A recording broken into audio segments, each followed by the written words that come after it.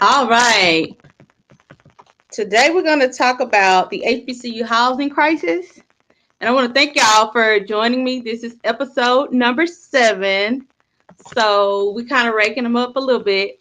And today I have a special treat for y'all. I brought one of my best friends from North Carolina A&T because they recently experienced the same kind of situation there. And so I figured I needed an expert in the room. So I'll go ahead and let him introduce himself. What's going on, guys? My name is David. North Carolina A&T graduate of 2004. Got a computer science background, and I got a podcast about the Panthers that a couple folks watch, but let's go. Go ahead and plug the podcast, Dave. All right, fine. I'll plug the podcast. So, Panther Nation podcast, we go live on YouTube every Monday at 8:30 p.m. We're the largest independent Panthers podcast on YouTube. We just broke 17,000 subscribers. So check us out. We talk about NFL too. We go over draft. We do draft breakdowns. We do fantasy football. So come check us out. All right. So if y'all didn't notice, this is the Champ D1012 that I'm always arguing with on Twitter.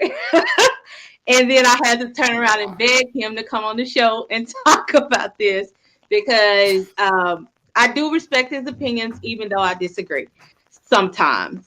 And we're just going to go ahead and get into it. Because I did meant to agree all the time. You know that, right? That's right. That's not the intention. That's not the intention. That's right. But you always make me think, so I have to give you credit for that. And if I didn't appreciate that. Respect what you said, you wouldn't be on my show, okay? Fair enough. Fair enough. Right, so let's get into it. All right. So as you all could imagine, and a lot of people attribute this to George Floyd's death, and I think Dave would agree with me, that we've had a record number of students that are attending HBCUs. And so I kind of want to talk about that a little bit because I think, to me, that has some to do with what we see going on with our housing crisis. Dave, tell me what you think about that. So I think I do agree about the fact that the George Floyd killing kind of create that little resurgence. I think having a vice president of the United States going to an HBCU helped as well. But I think what about Megan Thee Stallion? Huh? I said, what about Megan Thee Stallion? I mean, Meg helped too. I mean, but the thing is, celebrities has always gone to HBCUs. Like my classmate is Terrence J, right? So it's like correct. That's always a thing. That is so correct. From that standpoint, but when you start talking about more bigger level politicians, all the uprising with regards to police killing unarmed Black folks, I think that's woken some people up. And I know how people feel about the word woke, but that's the reality of the fact. So I think the HBCUs are benefiting from that. And I think you guys had a record setting freshman class. Is that right? In North Carolina A&T? We've been breaking records for a minute now. We've been breaking records since I was a student. Because when I was a student at A&T, I'll never forget this. My freshman year, going into my sophomore year, they talked about how the freshman class after us was like the largest class they've ever had. So and the problem was going to be And said now you've surpassed that. Yeah. So I mean, because the problem was parking, housing, just like everything else. Like I couldn't find housing after my freshman year either. So I can understand the pain and the challenges within some of the students having trouble finding housing after their freshman year. Okay, so go ahead. No, go ahead. No, go for it. No, I was gonna say, speaking of students, let's hear from, because it's not just an A&T problem, right? We kind of spoke briefly about this before, so let's look at some of the comments that we saw from Twitter, and just be mindful. This is not an agree or disagree, but sometimes it's good to see, different perspectives. So let's go to the first one. It's funny how North Carolina A&T has all this money to keep switching conferences, but out-of-state students struggling and housing is scarce. Oh, okay. Now that's been a hot button topic. So and I was like, how do you mesh bring those two together? But I'm gonna let you kind of talk about that part a little bit later, Dave, or if you want to talk about it now, let me Nah, know I how mean, you feel. I can go for it now, right? So from my perspective is this, because I remember when I was a student, like I had no idea how the money worked. Like I just had no idea There you how go. the money worked. Like I'm here to get my engineering degree and get out of here in 4 years. I ain't thinking about why did about the different colors of money and No, the different pockets of money, right? no. So when Most you of us start, don't. Even alumni really don't these days. If you a think lot about of them don't. it. Mm-hmm. And I think like when you get active, once you graduate from your institution, then you start to learn. And Mm-hmm. one big thing I learned was that athletics and everything else on campus, the academic side, are separate entities. It's a So separate pocket of separate money. that so it is, and in our defense, it's not just A&T or HBCUs. Those are two completely different pots of money. And I don't even know, as far as you guys' policies and guidelines, if there is do out of state students get some kind of preference for housing, or because she mentioned that, so I just wanted to touch on that briefly. Well, Just a I will say if they I know when I was a student that wasn't the case. I think it was based like when I was a student, it was like based on the lottery. So like the Is it lottery, like after freshman year, you had to hop into the lottery because they have to have housing for the freshman class. So okay? everybody else was kind of like, you apply when you can apply. If you get it, great. If you don't, you get more than enough time to prepare. And I think that's the big issue at hand here. I question whether or not folks had the proper preparation to prepare. It's possible that they weren't going to get housing. It could be a situation where they could have assumed that they're going to get it, and then they found out they Right. didn't. So they had no way of like, they don't know how to react because they're so shocked and shook about it. But I think this is that's a thing. Like even when I was a freshman, I was told housing isn't guaranteed after your first year. But then I Mm-hmm. have classmates who got all 4 years, and it didn't matter if they were in state or out. I had in-state and out-of-state classmates who stayed in the dorms all 4 years. Okay. So Well, I fair think it enough. depends on availability. It just depends on availability. Okay. So let's move on because we're gonna talk about that more as we go forward. Okay, so as I said, one just North Carolina A&T. Actually, um, who is this? Jackson State. Okay, they are having some issues as well. And some of the kids are like, "Why do y'all keep accepting students?" And I think that is a fair point because but how do you as an administrator, what do you do with that? Like, because it's like, our HBCU struggle, we kind of do need to more, kids paying tuition and stuff like that. But then it's like you have little issues like this. So how do you even mitigate that? I'm going to tell you something. If this 500 student number is accurate for Jackson, from a percentage standpoint, that's tough. That's Yeah. tough. That's tough. Like I believe like when the students at A&T protested, the numbers were saying there was 200 kids, and I think a lot of Mhm. them got resolved between that since then. And 200 kids for a school that has over 11,000 students is less than 3%. Right, right, Um, right, right, right. so that's a lot. If that number is legit, that's a lot of students. But I think one of the big things you have to think about um, is the university base has to grow. They likely make decisions based on their retention rates and things of that sort. Mm, So they have some thinking of, wait a minute, it's based on based on the data that they have, right. your retention rate's going to be different. Like, if you know that 4 out of 5 students are going to come back, so that you can leverage that a bit to figure out how many beds you need. You know how many freshmen are supposed to come, but even then, that's not always the case. Like, Right. I Because you mean, have late registrants all the time. well, no, And we for me let them it's in. funny. I'll never forget when I started in the fall of 2000. I had a roommate. Talked to the roommate. Had plans as soon as we met up. I showed up. I had no roommate. Had I no had no room. roommate for a See? long time. And See? then one day my RA walked down. His name is Barbados. One day my RA walked down. He was like, "There's 4 of y'all. Y'all only got 2 rooms. Decide what y'all want to do and let me know what it is. And that was that. So no, it's always going to be, that's going to always be a challenge because you can't, Yeah. there's a low, you don't want the school to stay stagnant because otherwise they're going to decline over Right. time with retention rate. All right. So, So which kind of, I'm going to skip past this one and I'm going to go to, hold on, let me see if I put it in here. This one. Now, as far as your seniors,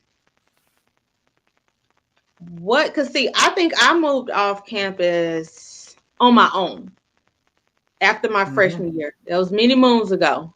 But that's because I had got married and I had a kid. So I really didn't have a choice.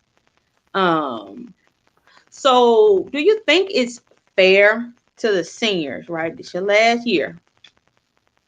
Okay. You've been there, you've went through it, you've gotten to this point, you got one more year to go. What do you think? it's tough because at that point, right, most seniors are 21 years old. And maybe the allure of staying on campus all 4 years have changed since I was a student. That wasn't exactly the thing to do. Like a lot of students when I was there, they were trying to get off the yard sooner than later because they wanted that level of freedom. Think about that. That was 22 years ago, right? 22 years ago in Greensboro, how much would a 1-bedroom had cost compared to what it costs right now? Yeah, I think that is a factor because I know the apartments haven't I know the apartments have gone up. I think that's a big factor. Yeah, I'm not doubting that. Houses a mess, but at the same time, I think the expectation to expect an historically black college or any university for that matter to house all their students is not realistic. And I think that's not realistic. I think that's a part of the problem too, because we, in some instances, we hold our institutions, our HBCUs, to an extremely high standard that you don't even find anywhere. It's because, it's an HBCU. We feel like, they're gonna make sure that I'm taken care of because I'm black, and it's I think a part of it is that too, and we kind of, because we don't have, like you said, all the information, athletics and housing, 2 different buckets of money. We're not thinking about the fact that what is the national average for housing kids, right? What is that percentage look like for a university? So I think that we just it's more of a big deal when it's us. That's the best way I can put it. Yeah, no, absolutely. And I think, and that's just natural for us, right? We always hold our own to a higher standard than everybody else. Always do. And I'm gonna touch on this real quick because I read a tweet. I guess I didn't put it in here, but the student was saying that they felt like the biggest barrier to the retention rates at our school specifically is the housing problem. And I can see kind of like where they coming from with that, because I mean, here's one thing here's one thing about that too, right? Like I think, and I can just only speak from A&T's perspective. Based on our leadership there, they want the retention rate higher. So they're gonna do whatever it takes to try to keep that number as high as possible. I think if they feel like to the point where housing is the main factor of why they can't get the retention rate higher, then yeah, they'll probably put some more urgency to fix it. Because I do think about like some smaller schools that I've looked up, and they do have a very, very high retention rate because they don't have the house. Even for the schools that have, maybe 1,000 students, I haven't seen a lot of them have a low retention rate. I mean, you know what I'm saying? Yeah, but you got to remember too, right? Like there's so many factors when it comes to retention rate. Correct. Correct. There's Correct. there's there's the fact that HBCUs tend to take more low income students, so Mhm. their situations are much different than a lot of other universities. Yeah. So I mean, I was considered an at risk kid when I got an A&T. I mean, I had an under 3.0 GPA. Like, my GPA was trash. So like it. So when you put it in that perspective, like there's so many other factors when it comes to retention rate.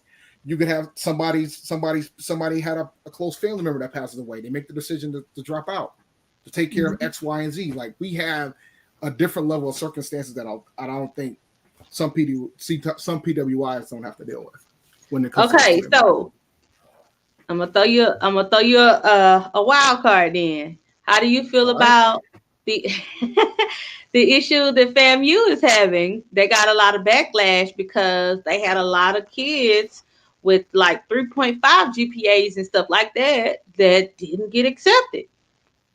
So if you think about it, maybe that, the administration is looking at it like, okay, if I pick kids with higher GPAs on the front end, it will give me some cover for a lot of issues like retention rates and stuff like that on the back end. Yeah, but I think a lot of like it depends on like the rule sets of the school, right? Because some schools have an out of state cap. Like some schools have an out of state limit on how many out of state kids they can bring in. So if they hit their cap, they gotta decline the folks with the high GPAs once they hit their cap. Like A&T dealt with those same challenges as well. They just got their out of state cap raised to 35%. I was just gonna say, and what Yeah. is okay? Because I don't want to get too much off subject, but this is a good point. Why? Why do y'all have out of state caps? I don't. Well, that's mandated by the state of North Carolina, and it used to be way lower than that. Mm-hmm. I had a friend when I went through that didn't get in, had a higher GPA than me because he applied too late, like because they hit the cap. So, and then at one point they had it so the cap got waived for out of state students for engineering because that was such an important that's the most important college on the campus at the time. Still is, but not as other campuses schools that have stepped up to the plate. So back then, there was no out of state cap for engineers, but everybody else had to take the brunt of it. And now it's 35% total, which is good, right? Because they got to be able to compete, just like South Carolina State now is allowing Georgia students and North Carolina students to come into South Carolina State when they say tuition, like things like that. Tuition. Mm-hmm. Okay. And some HBCUs in North Carolina only cost $500 to go to. So like that's another way to try to keep the kids in house, get more students, to try to increase the enrollment. But then it comes down to housing them then. Right. So it's just like it's another, because the thing is you gotta like a lot of HBCUs gotta push and make decisions so they can increase their enrollment so they can be around. And there's a balancing act with that. Because like especially if you're a state supported school, some states are trying to find a reason to close it or merge it with something else. That's right. Yeah. Because and actually the screenshot at the bottom is from a student at Southern, and we kind of when I was at Grambling, we dealt with some funding issues that go back there, to me, relate back to what you're saying about trying to, and that was during the time when we got our nursing program snatched and stuff like that. But I don't want to go too much into it. But I just want to say I agree. And I also want to say that when I did go to Grambling, because I'm from Arkansas, I got the in-state tuition as well. So it does make a big difference. So that's one thing that I feel like all HBCUs should be pumping their chest about. Okay, you can come here a little cheaper, right? It makes a difference. Because like the thing is too, like a school like an A&T, they don't have to do that yet. Like they're not at the point where it's like, okay, we gotta because I'm from South Carolina, I had to pay out of state. Like, so they don't have to do that yet. They haven't had to do that yet because they've been able to get enough talent to pay the numbers that they're charging, which are still pretty reasonable considering how much in-state tuition costs in some states. So, yeah, I agree. Because what's the name of that school? UNC Greensboro. You was telling me that it's kind of like, y'all Y'all competing for students? Oh yeah, down the street. Yep. Yeah. Yep. Okay, so let's since we're talking about ENT, let's go ahead and look at, because I like to be solution driven and I want to honor David's time. You know, he told you he got his other show to do. No, So I'm good. You know. And, Now we'll like what? Don't worry. I'll get a text from my partner and then I'll be out. Well, he'll start the show without me. He's done that. Oh, before. really?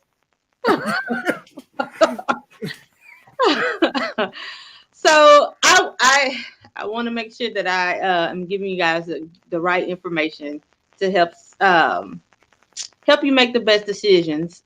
We got an Aggie here, and they have this Aggies do phrase. I don't know if y'all can see that in the corner. And I saw this on Dave's that wasn't there during my era. Let me be clear. That showed up after I left. But it's cute though. It's but I'm rolling. Nah, but I'm rolling. But I just wanna be clear that you know it showed up like because Chancellor Martin wasn't there. That was his thing when Chancellor Martin got there. So I'm not mad at it because shit's working. So I'm not mad by any stretch of the imagination. You're so silly. So I did I did want to talk about some of the things that you guys are doing, being proactive about, you know, where you guys stand as an HBCU with your housing. And if you want to kind of go through that, or I can go through it, Dave. And and you got the next slide to talk about do the comparison with other universities that's in the area. Yes, that's So the bottom line is like A&T over the past couple of years have been going on like a buying frenzy. They've been buying because during my heyday, a lot of apartment complexes were popping up near the campus. So A&T made the decision to start buying some of them up, and that's what the Real Estate Foundation did. So they bought a lot of those properties up, so it's the campuses, so to speak, and then they would just charge the students those price ranges of what they were charging at the time. So they turned them into pretty much like apartments for the students, and so they've bought like at least 5 different apartment complexes that are like literally like walking distance from the campus, which is great. Like, so it helps out. So you're closer to the campus, you're pretty much in it, so to speak. And I had the theory about it kind of helps with crime too, because some of them spots weren't exactly the safest to be. So it kind of, you know, but then the same thing happened with Benedict College in Columbia, South Carolina, my hometown. They did the same thing. They bought out the neighborhoods right around the campus, turned them into housing, turned them into like the nice ass stadium that they got now. Oh yeah. I'll be following them. They were out here playing with monopoly money and starting buying properties around the area. So that's not a bad thing to do. Because you know, go ahead. I was gonna say, what's so funny is we have schools in the SWAC already that own land around the campus. Valley comes to mind. Alcorn comes to mind. I think Prairie View. I'm not sure about Prairie View, so I'm gonna just pause on that. But I am sure about those two. So some of them are already ahead of the first step that it would take. You know. Yeah, they can just get approval and build it and get the money to build the buildings. Then it's game on then. Because I think the big challenge that A&T has is like their campus. There's some pockets where they can put more housing on campus, but there ain't too much left, right? Because there's some housing that they can redo and fix. That's right. And then there's some that's like not ready yet, and then there's some space. It ain't as much as you think, and there's a lot of things that's got to get redone. And when you redo something, that means things are getting sacrificed, because that means that's going to be closed. So now you got to find somewhere to put the kids. And we just got through COVID, where we pretty much had to put a dorm to the side. Like we had a COVID dorm when folks tested positive. So when you take all those things into account, I can understand why some folks feel some type of way. But A&T's been making strides. Like they've been trying to build a brand new residence hall on campus. They bought some more property so they could build it. Yep, I think that's gonna be a $50 million addition. Yeah, they've been buying property so they can build another residence hall on campus. I think they had I believe that's the one where they had one person holding out, but they gonna eminent domain it. So now they got the okay to build it. So that's coming. Yeah, that's the other thing too, right? Because people don't have to sell, but That's if true. everybody else around you sell, you know, those are the breaks. Yeah, it's like eventually the walls start closing in, right? Mm-hmm. So what do you do? And urban legend, they say a lot of the residents don't get along with the campuses. So, but that's a whole nother story. Well, yeah, it all depends, right? Like I think A&T's kind of built it to the point where there really ain't too many residents left around the campus. Like there's a couple pockets, like there's some apartment complexes we haven't purchased yet, but Now, the Dave, campus as a whole. what's the population in Greensboro? I don't even think I've ever looked to see. I don't remember. It's much bigger than what it was when I was a student. So let me pull it up real quick. Now I'm curious. 294,000. Wow. Yeah. Wow.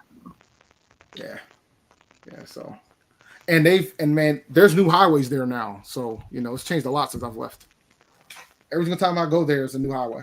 So. Sound like Houston. Let me tell you something. But now, I mean, it's just because the thing is, you got to remember too, right? Greensboro is pretty much Raleigh, North Carolina is an hour away. Charlotte is an hour and a half away. Winston-Salem is 35 minutes away. So you're talking about all those colleges around, right around, like Duke, UNC, NC State, Wake Forest. They're all within an hour. So it's just. Which, to you guys' credit, I mean, staying competitive in that location in itself and growing and seeing some success, I think is admirable. It takes, we talk a lot about leadership. It takes a lot to maintain that, and because those are some big names that you just brought up. So kudos to y'all. So let me go to the next one. All right, so we got UNCG, ECU, East Carolina. East Carolina. Okay, UNCC and then A&T. So let's kind of talk about that, because this is a comparison of how many students, how many beds, and the percentage that you guys actually house. And how do you think A&T stacks up against the other schools? Above average, it looks like to me. I mean, and to put it in context, the average for public colleges is 40%. It's 40%. Yep, that's right. That was on the next slide. So, we're above that. We're trying, and the goal is to stay at or higher than 40%, because they still plan to keep bringing these kids in. Yeah, that's not gonna change anytime soon, I don't think. Yeah, that's not going away anytime soon. I mean, but so as long as they keep this rate, they probably can get away a couple more years, because this doesn't even include the additional housing that they're closing out in for this year, for 23. But I was going to say, the percentage doesn't show does it show the housing that you mentioned you guys thought that's around the campus? Oh no, it does. Okay, that includes the apartment complexes that I mentioned earlier. But there's a couple more that they haven't closed on yet, that won't be available till fall of 2023. It doesn't include that number. Yeah. So. And then you'll have a whole nother largest freshman class, and then it's the problem with just start all over again, right? That's that's what at least the cycle, man. I mean, I think it's also a thing about, I think these students now want to stay on campus longer, and I think that's, and I don't know if HBCUs are prepared for that. That's just an honest opinion. No, I don't think. I just think we're not prepared for that. We're not prepared. We're not prepared to be at the place that we were supposed to be anyway. Yeah. You know what I'm saying? We were never. If you look at the retraction overall for HBCU enrollment over the years, you can even say the last 10 years, we should have never allowed that to happen. We should have always been at the forefront of leading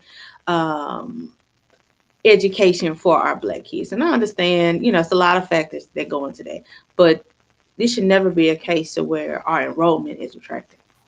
That's just dropping the ball to me. We're supposed to be that safe haven for our community. Like, I it's like agree. I'm not trying to hear no excuses for that. Like, you call me out if you want. You can make a whole big long Twitter thread and talk about issues, state fund, and blah blah blah.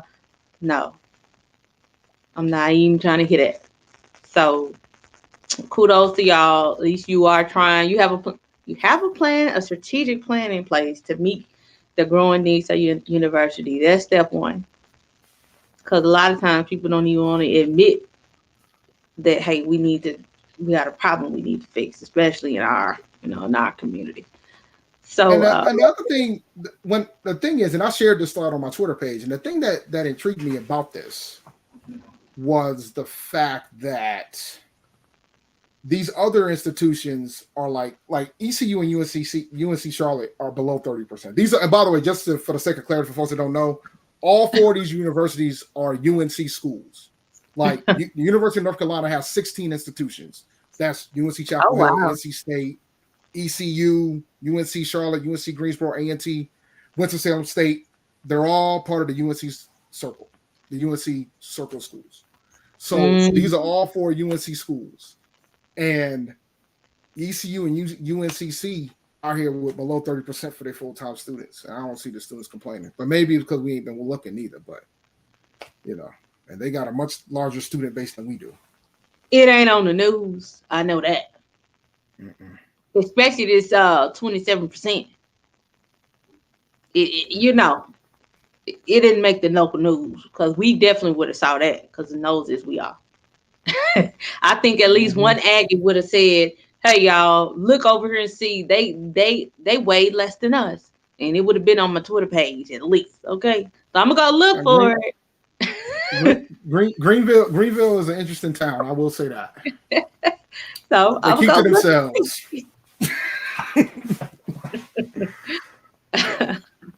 Now let's talk a little bit more because you gave me a lot already, but I want to talk about this foundation that y'all have. Now it used to just be North Carolina A&T University Foundation. Is that right? I believe so. Yeah. It was always it was the University Foundation, but then they decided about back in 2014 to focus primarily on like buying properties and real estate, and they give out scholarships as well. Oh, okay, cool. So I did find this very fascinating because I think this is exactly what a missing piece to the puzzle for HBCU housing crisis. As far as I didn't see that Jackson State had one. We talked about them earlier, Tennessee State or Southern University. They have foundations, but they don't have one specifically for real estate. So what do you think? Why do you think that is? It's not just it's not at more campuses. Well, because Everybody you knows gotta have you gotta have folks that's gonna be that can understand like the vision. Like the chancellor's on the board for this foundation.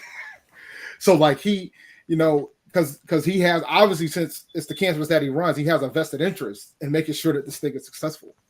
Because that impacts what he can do on his campus. Like he has some super ambitious goals.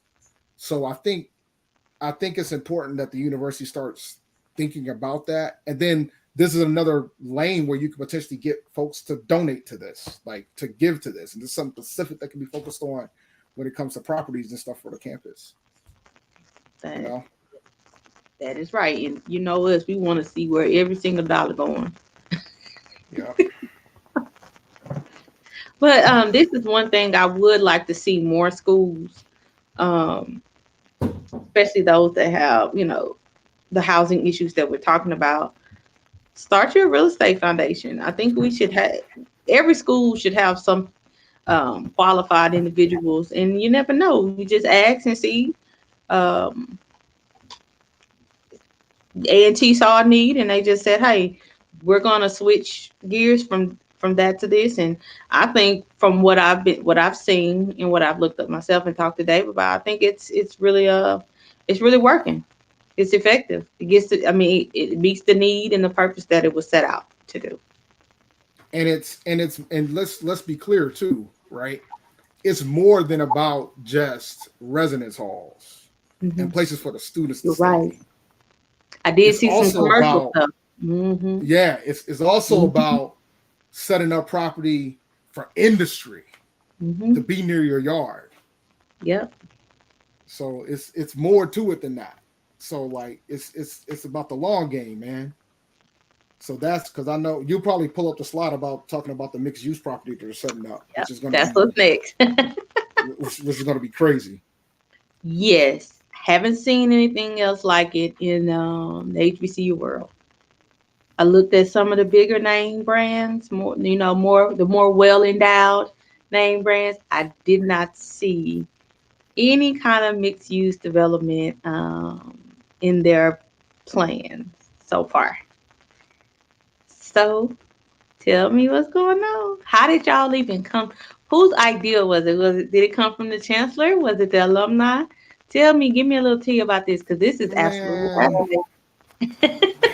whenever there's a crazy idea, I just give the chancellor credit because he's the one. No, I'm serious. Like he's the one that was out here saying that when he first showed up that we're going to be the largest HBCU in the nation. We're going to do this. We're going to do that. We're going to be successful in academics and athletics. Like he was the one pushing it, and he's the one that had all these ambitious goals to the point where they named the engineering building after the guy. Like so it's just and I think it helps that he was an Aggie himself. Like he was he graduated, he got his bachelor's in electrical engineering from A&T. He was the dean of engineering for a bit. He ended up working at the UNC school circle for a while, and then he came back home to run the school. And he's been doing nothing but awesome things. So like, I think the news of this came out about less than a year ago, I believe, a few months back, about they were going to do this. It's going to be a few years, but they're already building some stuff right near the campus, man. Like They already got Greensboro is location. changing. So They already got location, so that's half the battle, getting people to agree to that little part, right? yeah, And I like the fact that it talks about economic development. I think that that is something that we have not even scratched the surface of mm-hmm. when it comes to the resurgence and what's going on with our HBCUs. Because what I do know is this: if you have 11,000 students on campus, even if they spend a million, I mean, not a million, at least $1,000 a year, that money is getting spent somewhere, whether it's Mm-hmm. food, whether it's clothes, electronics, entertainment. They're spending it somewhere. So for y'all to have this project going on, that's gonna keep more money recirculating back to where it needs to go. Because if y'all are renting those those you know what I'm trying renting those buildings out, and Mm-hmm. people are spending 8 money, that's hours. yes, that's 8 money hours. going back. When events come to town, where now they have this beautiful space they can rent out, and that's just more money for the school. Beyond, like you said, beyond just the housing. That's just one small, to me, that's a part of it, but I see this as something a lot bigger. And it's just the start. This is the first one, you know. Yeah, So like that. Like that's when the housing slides. They got a whole slide deck on everything that they're planning on doing, and they're talking through 20 in the 2030s. yeah, They've already trying to figure out what the master plan is gonna be for the next 10 years. So it's just you have to think that you got to think that far out. I know it's easy to come and think about like the issues of the now, but you still got to have some level of vision for from a decade from now. that's right. I know people like that young lady talked about the fact that we changed two conferences. They were Well, talking about making moves since 2015. the same year y'all started the foundation. Well, the year after. Yeah, so like they like they already knew that the MEAC wasn't going to be the future at the state that it was, So they think about that stuff long term, and then they just make the decisions that they think that's good for the university. And we'll find out if the athletic conference change works out. We'll see. Hopefully, we'll stay in the CAA longer than a year and see how this thing goes. Dave, please don't start with me. We'll see what happens. We ain't talking about athletics. We talking about housing. We ain't talking about You're right. But I think people, but the thing is, we always link athletics, right? Because I think people think that if we improve our athletics, everything else will fall into place. And I think it's a factor, but I think having the academic programs is more important, because what you learn is that most of the kids that are coming out of college aren't going to be pro athletes. They might play in the intramural games at their company. You know what I'm saying? They got a volleyball game popping off or a basketball game popping off at the company. But most of these folks, you want them to come out as engineers, scientists, lawyers, teachers, nurses. Right. You know what I'm saying? Like that's what that's what we're building. Something that's going to push forward for our community. We got a lot of athletes already. So what? We got a lot of athletes already. They're on TV all the time. I think it's a symbiotic relationship. You can't have one without the other. That's how I see it. Like I said on Twitter, if the chancellor or the president's got to choose between academics or athletics, and they can't do both, 9 out of 10 times they're going to pick academics, which is the right thing to pick. Tuition brings the money in, right? So, I mean, if you got to choose between scholarship for a 4.0 student and an athlete, I mean, it's not fair to have to choose, but if you must, then it is what it is. I get it. Because like you said, we talked about retention rates and stuff like that. That stuff matters. The academic health of your school will always trump the wins and losses of your athletics programs. But we're on the outside looking in, so we look at it more for the entertainment value. Yeah, but I think one thing that I don't think HBCUs talk enough is that we have to get better to showing the data to the politicians so they can understand our value. And I think that's a thing that benefited A&T a lot. Like you have to show your value from the academic side of the fence, from an economical side of the fence. Well, so you can get the money that you're supposed to get. many moons ago, because I talk about the money all the time. I talked about the UNCF study that they did about the value of the different HBCUs, and I believe A&T was one of the highest. As far as when it comes to economic value. So a lot of times, like you said, we don't even think about it like that. Little old Grambling, a $70 million economic economic value, just that little old school. And then when you look at regional, the number just grows and grows and grows and grows. But like you said, are we communicating that effectively to those that are in charge of making the decisions? Mm-hmm. So, especially if you're a state-supported school, right? Because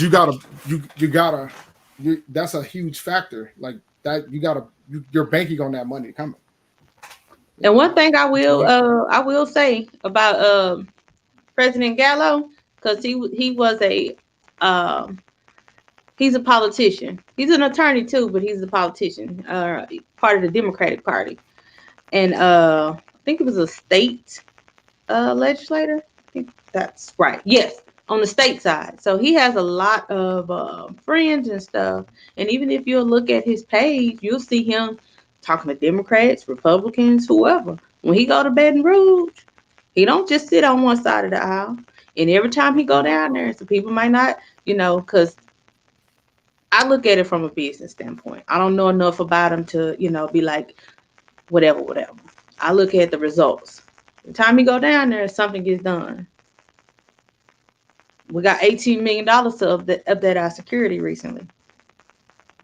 So, and then we got a capital outlay money that just dropped. What's this? June. We got some capital outlay funding that just came through that we've been trying to get forever. So, I mean, people can say what they want, like old girl talking about the conference and stuff, but there's an undergirding that has to go on beyond just the conversation of athletics. So I totally agree. And that's why we got to keep having these conversations, because we be having some wild theories. Some people be saying, listen, man. Somebody the other day told me it doesn't cost anything to go FBS, so I'm done. I'm done. I need more content. Was like, well, they'll just give us the money, and I'm like, nah. we gotta tighten up on our business side. Like, nobody, and them same kind of people they avoid my thread like the plague when I bring up the current media deal that we have. But we ain't finna go into that tonight, because that ain't what we talking about. But in essence, it all goes back to we need more programs.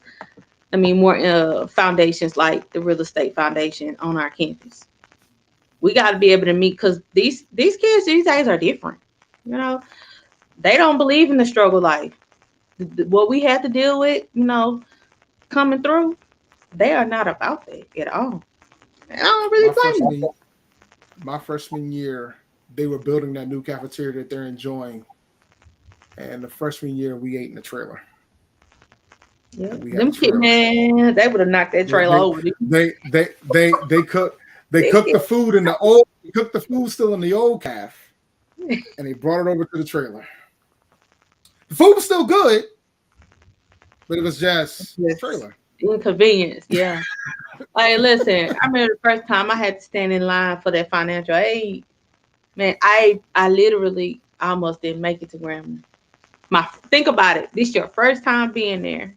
And I'm from Arkansas, so I'm already, and even though where I'm from is not far away, but it's just like, I was so overwhelmed. I literally, when I left there, I think I was there for 5 hours, maybe even longer. And I was a transfer student, so. Nah. It's funny. Like my trips to the financial aid office was so quick, because typically what would happen, I would get a phone call, because back then, the kids that had like the really good grades, whenever like a company would give out the money to the school, they would just split it apart with the students with the good grades. So even though I had a terrible high school GPA, my GPA in college was A1. Listen. So I was getting phone calls. They'd be like, David, you got $1,000 sitting here from IBM. And I'm like, I'll be right over there to go get my check. And it would always come on time. Now, I can't say my professors, because I have a math degree, so it wasn't a lot of Black women over there anyway. Man, anytime it was some scholarship money, I'm getting an email. And a lot of times it would have to be a Black woman in STEM or a woman in STEM. So a lot of the guys couldn't even get it. But Grambling wanted to be able to say, we're providing this scholarship. So they would make sure that I had access to that. So I know exactly what you're talking about. So they did a good job. And the thing is, like, I already had my job lined up. So like, I just remember when I was graduating, I said, all right, I'm going to interview with all these companies that gave me money. Like, I even interviewed with a cigarette company, but never worked for them. I don't smoke. Yeah. I even interviewed with RJ Reynolds off the strength, because I'm like, yo, you gave me $2,000 off the student, so I'm going to interview with you guys. Yep, that's how I ended up getting my Walgreens internship. Same kind of, hey, this is what's going on. Getting in the right place, just it makes all the difference. All right, I done took up enough of your time. Is there anything else you want to add to this? If not, I'm gonna go ahead and let you get on to your Panthers show. It's 8:14. So yeah, man, this was it's good, because like I said, all I need is 5 minutes before we go live. So this is good. I mean, it's a good discussion point. I understand the students, and the thing is, I'm always for the students, but I just think we never we never teach the students, right? Yeah. We never teach the students about what it is and what it can be. And I understand the concern because, I get it. But I think it's about perspective too. Yeah. I don't think any HBCU is trying to have kids homeless. I Right. think they're That's gonna do right. whatever they're gonna try to do whatever they can to find housing for those kids. But Yeah. I think there's gonna be a reality of it too. I wonder if Yeah. I don't know. I wonder if they can use the COVID money to Yes. Yes. alleviate the housing. Yes. So, like, That's a part of that. fun fact: A&T got more COVID money than any other public HBCU in the state of North Carolina. Good. Nah. It's like the first time an HBCU is first to getting money at anything. So like I think it was like and it's funny because I guess a reporter did a story on the fact that the kids can take summer school classes for free right now. Yep. And the student didn't know. So like when they showed up, they went to go check their bill and saw that they had no balance. So they were happy. I got a wild theory about them COVID funds. Got a little wild theory now. Uh-oh. Listen, they have to spend it, right? Mm-hmm. They got to spend it or it goes back.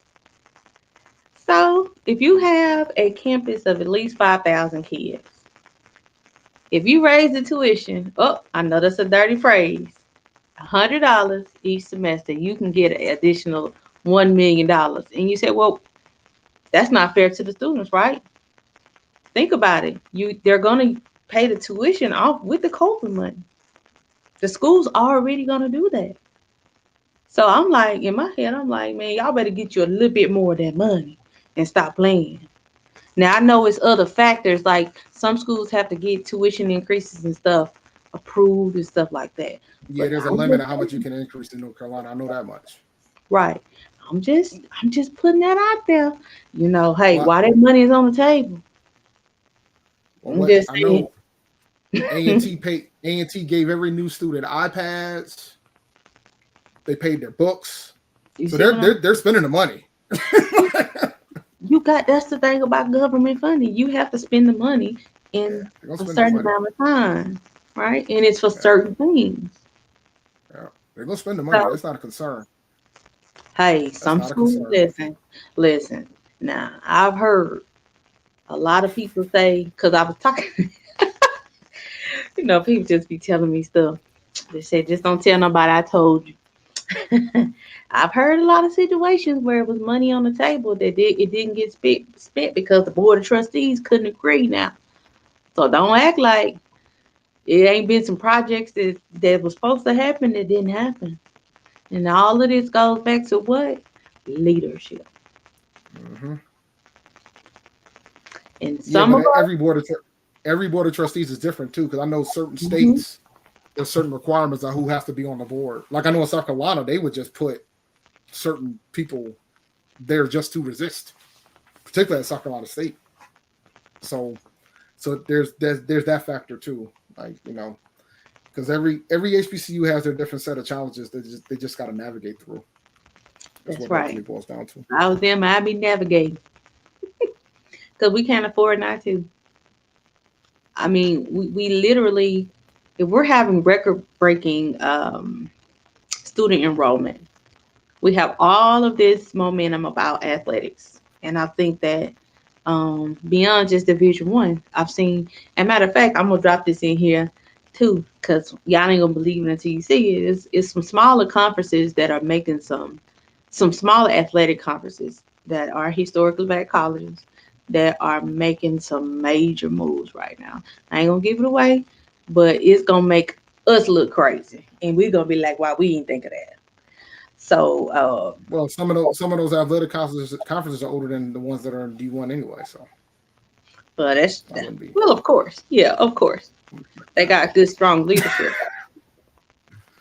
Absolutely. I mean, but that's always important.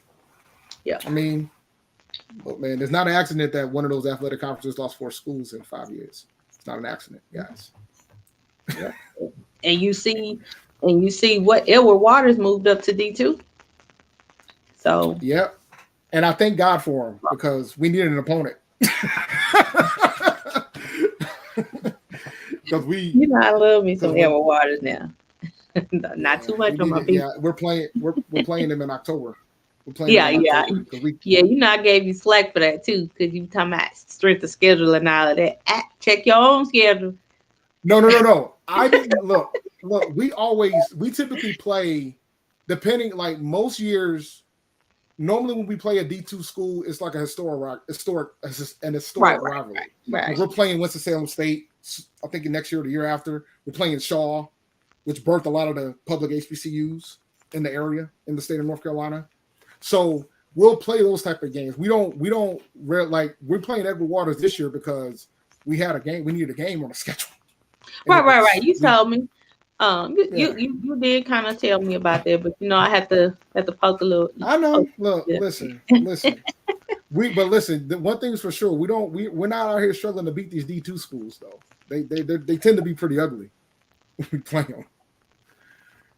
On that note, I'll leave it at that. Yet, the great Jackson State almost lost to Delta State last year. Now see why you trying to be nice. See why you have to go there. We ain't even talking about athletics. Because, I just have to remind them that they almost lost to a Division II school last year. I just have to remind them. We all have room to improve. We do. I just have to. It's just a reminder. Like, listen, I'm gonna be watching very closely to the Virginia University of Lynchburg game versus Southern. They have been, been paying attention. Let me listen. A&T used to play that school. We played that school. Been probably 6, 7, 8 years ago. I don't think they scored on us two out of 3 games. So I could believe. But I think things have changed since then too. So they might, if the way that they've been recruiting, they might actually give some folks some fits. They got a pretty competitive. They got a pretty competitive schedule with all them FCS teams on the schedule. So listen, I was really shocked. I think they played the Citadel. Mm-hmm. They do. They close out the season against the Citadel. Yep. They play a bunch of MEAC schools. They play a couple SWAC schools. So don't sleep on them, man. They might mess around and if boy. And Coach Newman, he's a great coach. I follow him on social media and stuff like that. I think he's really, really doing what he can and just the athletic program there all together to just really bring the school to the next level. I expect to see a different VUL next year than this year. I think they're going to be a lot more competitive in recruiting next year than they will be than they were this year. I think this year was just a taste of what they're trying to build there. You think they'll ever jump to you think they'll ever officially head back to the NCAA and go to FCS? Yep. They need to. They're going to have the money to do it too. Watch and see. It'll be interesting. I'm telling you what I heard now. It'll be interesting. It will. It'll be interesting. But you better look. You better check and see the level of business they on right now, because they're not playing. Yeah, I'm rooting for them. I'm curious to see how they do. We used to play them in September, and I went to one of the games a while back, and this was around the dog days of A&T too, when we were terrible, and A&T beat the brakes out of them dudes, man. And I was like, good grief. Not too much of my people now. It's been a while. Yeah, it's been a while.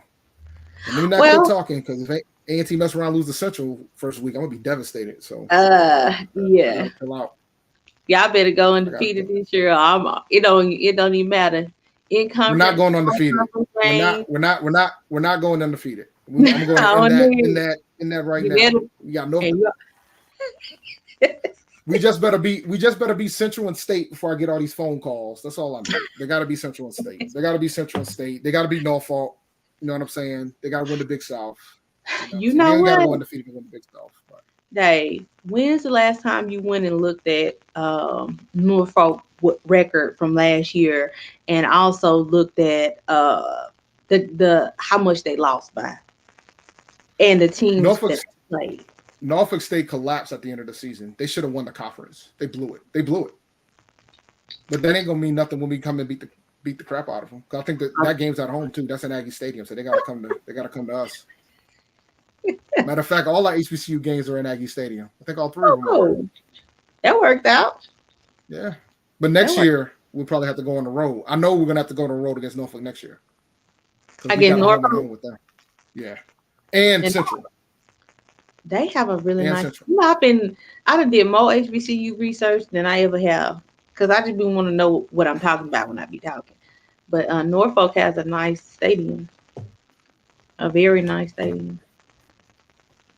So Yeah, I gotta hit more games up next year. I'm only going to 2 this year, so I gotta get them more games. really, which two? Homecoming and what else? Aggie Eagle. So I'm heading down Okay. to Charlotte for the Duke Mills Classic. We got a Okay. suite and everything, so it's gonna be we got the suite, so it's gonna be lit when we get out there, man. That Bank of America Stadium, that's gonna be crazy. A&T already sold their allocation of tickets too. Yeah, I was gonna say that. Sure did. And it's just so tragic. Central got 1 week, and then we're gonna buy up theirs too. It was just so tragic, man. I be wanting to see all these games. I be wanting to see all these games. Even if I can't be there, like I still want to watch. But it's I hope they haven't announced if it's gonna be on TV or not. So I hope it gets on television. Or at least stream. You know how I am about that. Yeah. I mean, I'm thinking that the Big South will probably cover it. Maybe. Once we're in the CAA, it'll be Flow Sports. Ugh, but we'll see. It'll be what now? I did Flow Sports. I checked and see why they made the decision to do Flow Sports. And I understood why. Because they didn't want to give up the linear. And they don't show all the games. The ones that they show has to be on Flow Sports. But everything else can go on the particular university separate channels, and they can show them that way. So I understand why. Because they want to keep the linear TV coverage. Because a lot of their alumni, they want to watch their games on television, so they get local affiliation. So I just hope A&T's ready. I hope A&T's ready to leverage that if they decide to stay within Full Sports. I think the contract expires in 2023. Yeah, they just recently signed it, right? Am I right about that? Yeah, a few years ago they signed it in 2019. The thing is, they could have gone to ESPN, but the reason why they didn't was because they didn't want to give up all their rights. Not the four-letter word. Not they didn't want to give up their rights, so that's why. Good move. Good move. Yeah. All right. So, well, it looks like I'm gonna have to change the title of my.